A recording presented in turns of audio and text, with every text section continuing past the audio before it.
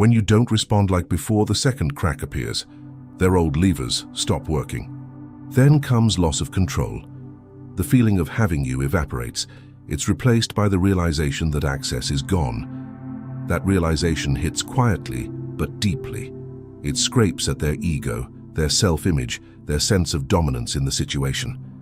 Often this leads to a moment of internal confrontation. They see, often for the first time, how much they took your presence for granted. What once went unnoticed becomes painfully visible.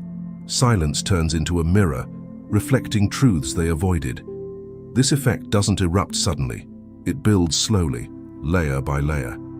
First irritation, then uncertainty, then the need to regain control. When that fails, frustration sets in. And frustration easily morphs into obsession. Obsession doesn't come from conviction, but from an inability to release what they no longer control. The void you've created becomes their mental focal point. They check their phone more often, watch for signals, dissect details. Imagine someone who ignored your presence for weeks. Once you retreat, they respond with indifference. 3 weeks later, they invent excuses to accidentally reach out. They comment on things they once overlooked. Their behavior grows restless as their grip slips. These reactions are not coincidences. They are direct consequences of your stance. By holding the line, you force them to face reality.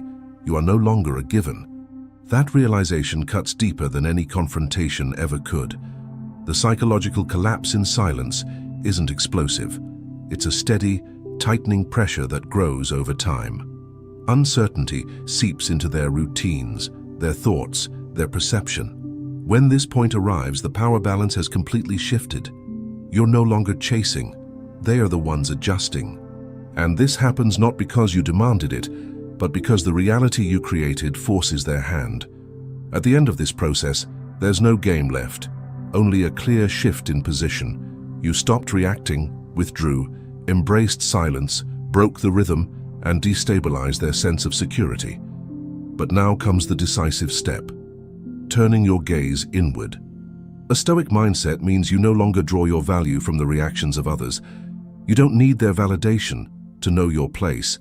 You understand that your energy is finite, your presence is costly, and it's you, not them, who decides who gets access.